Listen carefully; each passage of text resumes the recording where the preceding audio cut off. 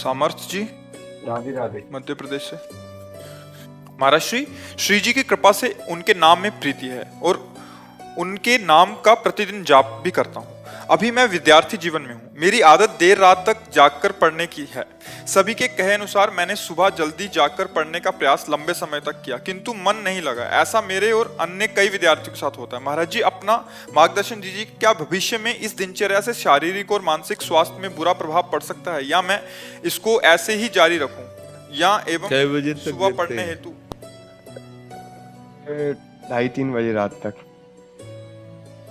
हाँ, आजकल तो इसे बच्चे जो अच्छी पढ़ाई कर रहे हैं वो ऐसा ही हमें बताए। जब 9 बजे उनका शौच स्नान आदि, तो प्रश्न 9 बजे आप क्यों जगते हैं, तो उन्होंने कहा कि 2:30-3 बजे तक तो हम पढ़ते रहते हैं।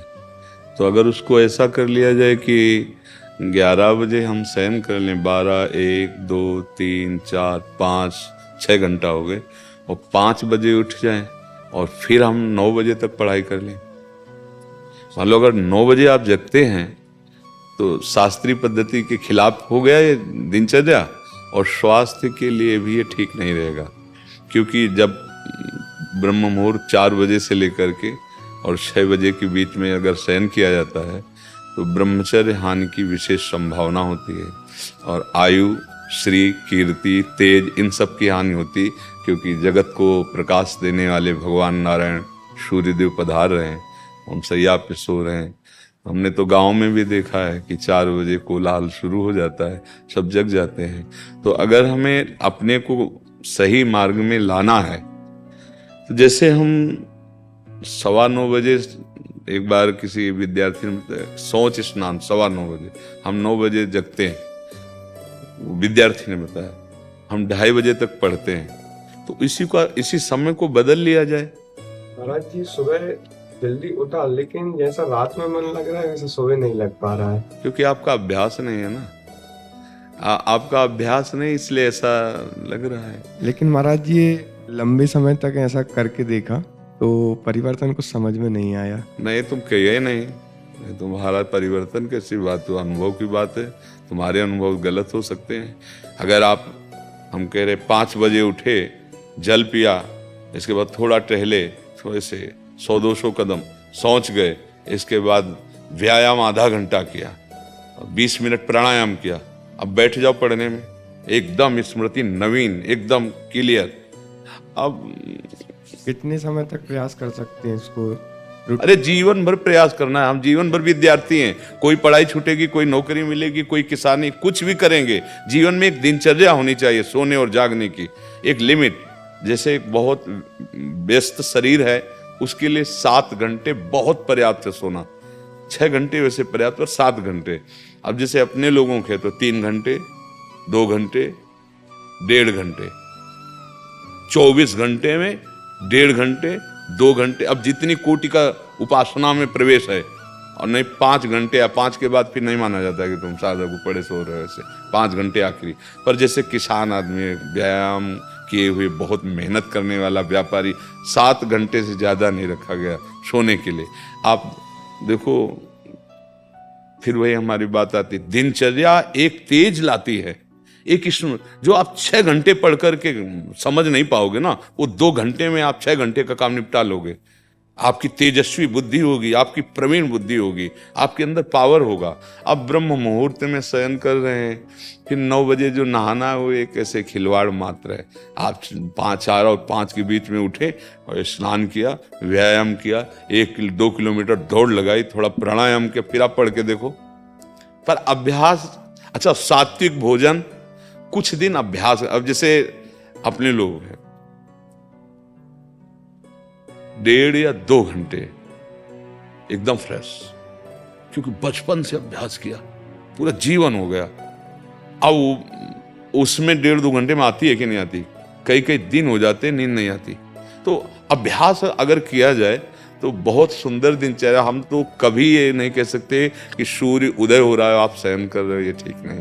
कभी ऐसा हो जाए अचानक, वो बात अलग, लेकिन दिनचर्या ऐसी, आप 2:30 बजे तक जग रहे हैं, फिर इसके बाद आप, तो आपके स्वास्थ्य में भी फर्क पड़ेगा, आपकी बुद्धि में भी फर्क पड़ेगा, आपके तेज में भी फर्क पड़ेगा। आज हम बुद्धिमानी समझ रहे हैं धन कमाना, केवल भोगों को भोगना बुद्धिमानी समझ रहे हैं। यही बुद्धिमानी मानी जाती है। जैसे आके प्रश्नकर्ता ने प्रश्न किया था कि हम ऐसों को तो जो मांस खाते हैं, शराब भी पीते हैं और अपने मतलब टाइम से यही टाइम 11 बजे जगना, ऐसा खूब ऐश्वर्यवान है, खूब मौज मस्ती से रहे, उनकी कोई परेशानी नहीं है। ठीक है, इसे तुम सुख मौज मस्ती समझ रहे हो। कुछ दिनों बाद शरीर छूटेगा, इसके बाद क्या रह गया? हर चीज यहीं रह जाएगी। ना तो तुम्हारे पास जितेंद्रियता है, ना भगवान नाम है, ना सत्य है, ना धर्म है। बचा क्या है? आए किस लिए थे? मानव जीवन केवल इसी के लिए। तो जितना तुम्हें डल्लभ के गद्दे पर आनंद मिलता है ना, सुअर को कीचड़ में मिलता है। जितना तुम्हें अपनी भार्या पे, उतना उसको अपने संभोग में मिलता है। जितना तुम्हें अपने बच्चे प्यारे, उसको अपने बच्चे वैसे ही प्यारे। जितना तुम्हें सांसारिक सुख, वो वैसे बिष्ठा। तुम्हें रबड़ी रसगुल्ला जैसे अच्छा लगता है, उसको बिष्ठा और ये सब अच्छे लगते हैं। अंतर क्या रह गया? पशु में हमारे में अंतर क्या रह गया इतना? हमारा जीवन आध्यात्मिक जीवन, हमारा जीवन भागवतिक जीवन, समाज सेवी जीवन, तेजस्वी जीवन, भगवत प्रिय जीवन। तो पीछे वाले में यही हमने चर्चा की है कि हम इतने पढ़े लिखे, इतने बलवान बुद्धिमान सब बन रहे हैं और जरा जरा सी बात में भाई भाई को मार रहा है, जरा सी बात में बूढ़े माता पिता को मार रहे हैं। ये बुद्धिमानी है, ये पढ़ाई लिखाई, ये डिग्रियां हैं। अरे विद्या विनयम ददाति। अपने माता पिता को भगवान समझकर उनकी आज्ञा, जो आज्ञा, ऐसा कितने बच्चे हैं जो अपने माता पिता के पैरों रोज छूते हैं। साक्षात भगवान घर में बैठे हुए हैं और उनको अवहेलना। ये पढ़ाई हमें तो नहीं समझ में आ रही, क्योंकि विद्या का प्रभाव होता है विनयम ददाति। विनयशील, संयमी, जितेंद्री, धैर्यवान, वो तो बातें समझ में नहीं आ रही। क्यों? अब आसुरी बुद्धि बढ़ रही है, जिसे कहते हैं राक्षसी बुद्धि। माँ नहीं मातु, पिता नहीं देवा। आसुरी बुद्धि बढ़ रही, खान पान गलत हो रहे हैं। अब बच्चा आए हो यहाँ इसलिए प्रश्न किया, इसलिए बता रहे कि अब कोई सुधर जाए तो सुधर जाए, नहीं तो आगे सुधरने के चांस ही नहीं रहेंगे। ऐसी बुद्धि बिगड़ती चली जा रही। शास्त्र आज्ञा करता है 11 बजे के पहले ही आहार हो जाना चाहिए। इसके बाद प्रातः ब्रह्म मुहूर्त के बाद, रात्रि में कोई निशाचर थोड़ी हो आहार विहार।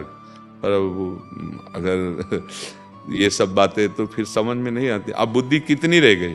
भोग भोगो, खाओ पियो, मर जाओ, बस इतनी रह गई है। आप देखो ना, किसी प्रकार से धन आना चाहिए, वो इन किन प्रकार कैसे हो। बहुत पढ़े लिखे हैं, लेकिन सभ्यता, नम्रता, धर्म, सत्यता, पवित्रता एक लक्षण नहीं दिखाई दे रहे। सुंदरता दिखाई देगी, बनावटी बाहर की, पवित्रता नहीं होगी। बुद्धि है, विवेक नहीं है, बहुत डिग्री है, लेकिन विनय और सभ्यता का लोप हो चुका है। ऐसे माता पिता से, बुजुर्गों से बात करते हैं जैसे कोई पागल आदमी बात करता है। ऐसे अपने बुजुर्गों से ऐसी बात करो कि उनका हृदय लगे कि हमने खवा पिया के, पढ़ा लिखा के बड़ा किया, तो कम से कम वचन से तो मृदु बोला जा रहा है।